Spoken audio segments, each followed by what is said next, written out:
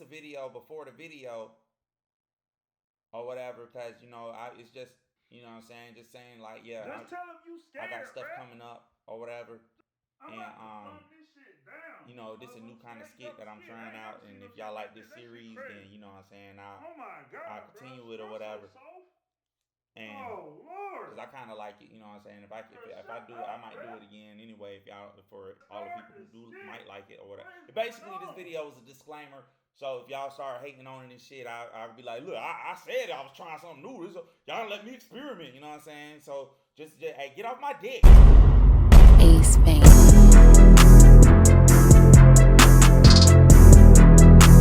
Throughout history, the greatest minds have shaped our world with their brilliance. Leonardo da Vinci, a man revered for his genius, stands among the most celebrated. His masterpiece, the Mona Lisa, is one of the most famous and enigmatic paintings in the world. But behind this iconic work lies a truth that's rarely spoken of, one that goes beyond the boundaries of reason. Get ready to hear some wild shit. Leonardo da Vinci, a man consumed by his relentless pursuit of knowledge, was driven by a secret hunger, a craving that no invention or intellectual endeavor could ever satisfy. Desperate to scratch an itch that gnawed at his very soul, he did what only a twisted genius could conceive. He painted the Mona Lisa. But this was no mere masterpiece for the ages. It was something far more personal, something to beat his meat to. Let's be real, he wasn't exactly rolling in women. This man was basically a 15th century nerd with no game. All this genius pouring out of you, let's be real. You gotta have something else pouring out of you too, somehow. All that genius, but not a single clue what to do with it when it came to getting some ass. I mean, call a spade, bro was lame as fuck. Leonardo da Vinci, a man consumed by his relentless pursuit of knowledge, undertook the painting of the Mona Lisa with a meticulousness that bordered on obsession. What began as a simple portrait became a project that stretched over 4 painstaking years. But beneath the layers of paint and genius was a far more personal, twisted purpose. Back then, they had to make their own porn. It wasn't invented yet. No internet, no Blacktail magazine, nothing. That's why all them statues was butt naked. And you'll see a painting and a naked bitch being there randomly and shit. But why she naked? It's a lion over here. Think about that shit. Leonardo, struggling to capture the perfect form, found himself grappling with a particular challenge: her breasts. Da Vinci originally painted her with her titties out. If you saw the original draft for the Mona Lisa, you would be like, what the fuck was bro thinking? These titties don't got no symmetry. The initial attempt was nothing short of a fiasco. He couldn't paint them right. One breast perched awkwardly high, while the other seemed to stretch far beyond its intended boundaries, defying all logic and anatomy. Practically had one titty under her chin, while the other one looked like it was trying to escape the canvas entirely. Them titties was crooked as a politician's tax returns. It was as if the painting itself resisted Leonardo's mastery, mocking his every stroke. One titty over here trying to be a shoulder pad, and the other titty over here sagging harder than a pair of jeans on the dude selling bootleg DVDs in the Walmart parking lot. Frustrated and desperate, he spent months reworking the portrait. The man was so obsessed, he spent months trying to fix it, but it kept getting longer. He painted the most confused titties in the world. How do you even end up with a titty like that? It was longer than a damn CVS receipt. Titties with identity crises.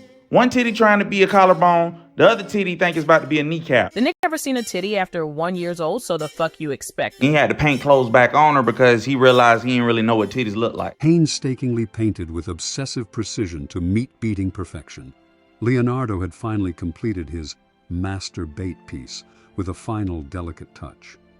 A subtle curve of her lips, capturing that enigmatic smile. It was the last stroke on the canvas, but far from the last stroke he'd dedicate to it. Bars. Oh! But as Leonardo's obsession with the painting deepened, so too did the strangeness within his home.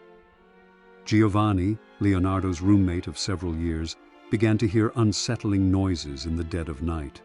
Moaning, echoing through the halls, would wake him from his sleep, filling him with a dread that something was amiss. The painting is really just called Lisa.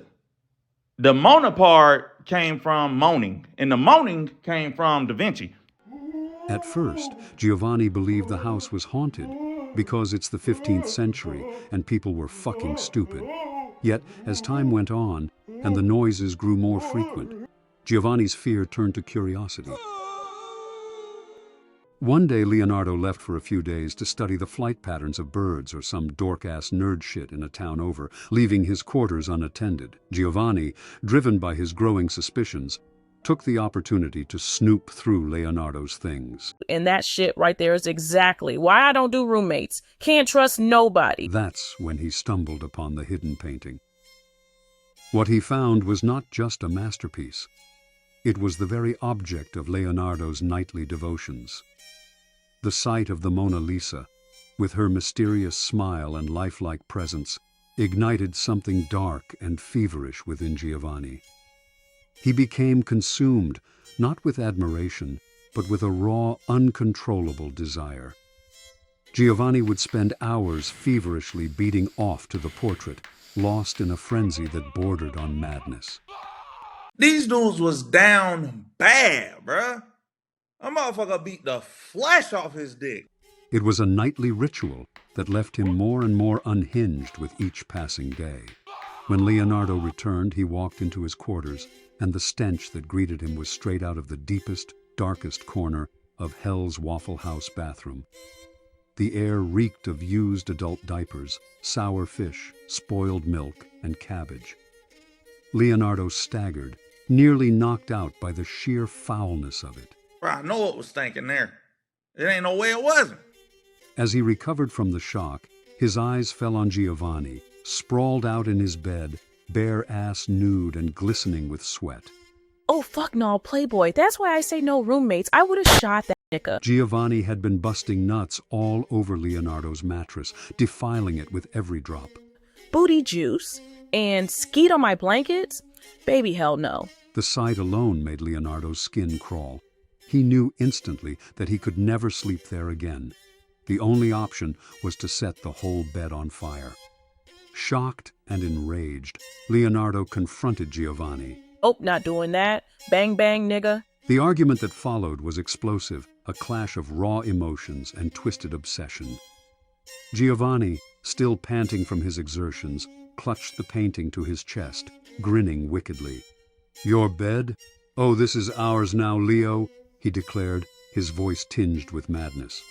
"Ours?" Leonardo shot back, bewildered. But Giovanni wasn't talking sense. He was lost in a delusion, convinced that the woman in the painting was real. He claimed she was his, that they were in love. The absurdity of it all nearly drove Leonardo to the edge. "She's everything to me," Giovanni ranted, his grip on the painting tightening as if it could slip away. The room felt suffocating, the air thick with tension and the stench of Giovanni's deranged fantasy. Leonardo, desperate to end the madness, blurted out the truth. "She's not even a real woman. It's me in a wig." The words hung in the air like a death sentence. Giovanni froze, his eyes widening as the reality crashed down on him. "No, no, it can't be. I love her. It can't be true," he cried, his voice cracking with anguish. The delusion he had built his world around was shattered, leaving him in a spiral of confusion and denial. Giovanni's world crumbled. Confused, enraged, and in deep denial, he cried out, "No, no, it can't be true. I love her. It can't be." And in a final act of madness, Giovanni began to beat his meat to the painting again, right in front of Leonardo. These motherfuckers was horny. Leonardo, desperate and horrified, lunged forward, trying to stop him. "Stop it, stop it. Don't beat your meat to me. That's gay, bruh. No, pause. No diddy." In a moment of blind fury, Giovanni suddenly shot Leonardo. Leonardo was dumbfounded, not just because he was shot, but more because Giovanni was butt-booty-ass naked and had no place to hide a weapon. A sight that left him both horrified and utterly bewildered. As the reality of the situation sank in, Leonardo crumpled to the ground, silenced forever. Panic-stricken, Giovanni knew he had to act quickly. Desperate to cover his tracks, he dragged Leonardo's lifeless body into the dead of night, burying it in a shallow grave. What? Then, clutching the Mona Lisa, now stained with blood and encrusted with the foul remnants of dried skeet, Giovanni fled the town. He and the Mona Lisa never to be seen again. What the fuck are y'all talking about? That shit did not happen. In a twist stranger than fiction, Leonardo climbed out of his grave as an undead zombie, swearing revenge on Giovanni. He vowed to reclaim the Mona Lisa and settle the score, no matter the cost. Zombie? The fuck are you talking about? What's your... That concludes this chapter of Lost Past. Join us next time as we continue to uncover the hidden stories and forgotten mysteries that have shaped our world. Until then, the past remains a place where the truth is often stranger than fiction. These motherfuckers was horny.